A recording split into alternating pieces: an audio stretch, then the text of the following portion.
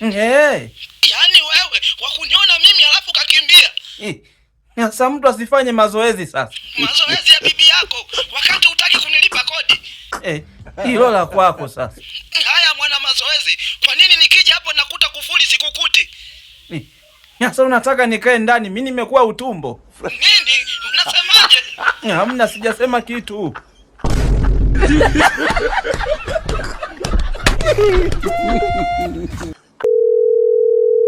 Halo, wewe Kimwaga? Naambia familia. Mimi na jambo tu moja hapa. Jambo gani hilo? Yaani ulivyonisevu kwenye simu yako, ongezea neno bingwa. Kumekucha. Hakuna cha kucha wala kidole hapo. Fanya nilivyokuambia. Hivi wewe unanitakia nini mimi? Nakutakia nini?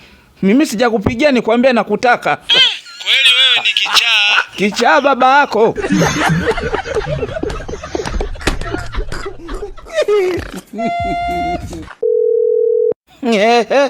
Mtani umepokea bwana. Mambo vipi mtani? Mtani baba yako. Tena nina jina langu sawa. Tuheshimiane. Mtani baba yangu tena. Mtani sikia nikwambie, mimi nimekupigia simu sio hata mambo ya mpira. Na swali lingine tofauti kabisa.